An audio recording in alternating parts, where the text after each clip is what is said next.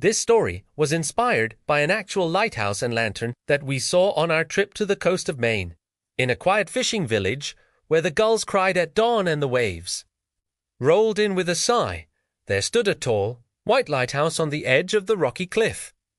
Its great beam swept the waters every night, guiding ships past the jagged rocks. On the side of the lighthouse, hanging from a sturdy wooden beam just above the harbor steps, lived a little brass lantern named Luma. Every morning, the lighthouse keeper, Mr. Tobin, polished her glass until she gleamed. He was an older man with a long wool coat, sea-weathered skin, and a way of talking to everything his boots. The kettle, the seagulls, and, of course, Luma. "There we go, little light," he would say as he tightened her handle. "Shine bright for me tonight." But Luma often felt her glow wasn't worth much. Compared to the big, sweeping beam at the very top of the lighthouse tower, her little flame was nothing more than a flicker. At night, she would watch the great light spin across the water, stretching far beyond the horizon, while her own glow reached no farther than the edge of the pier.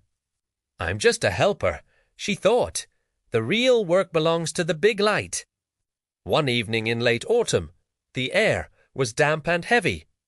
Fishermen hurried to tie up their boats, for a storm was brewing.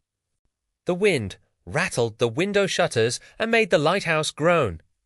By the time night fell, a thick fog rolled in from the sea so dense it swallowed the village lamps one by one.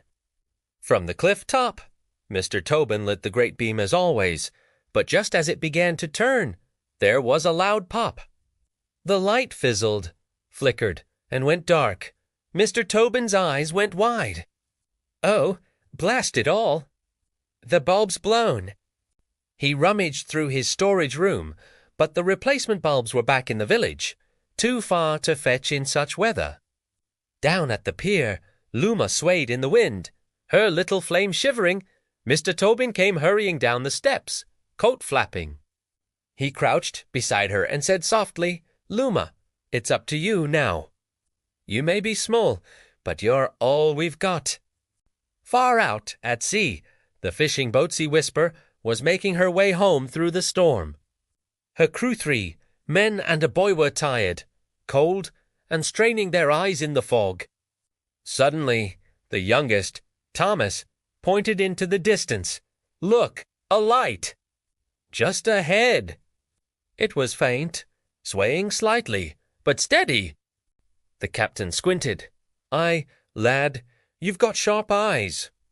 "That'll be the harbor. Lamp, keep her steady." Back on shore, Luma burned as bright as she could. The wind tugged at her frame, rain dripped down her glass, and her flame threatened to sputter, but she pressed on. Slowly, shapes emerged in the fog, the bow of a boat, the flash of oars, the silhouettes of weary sailors. With one last push of her light, she guided them to the dock.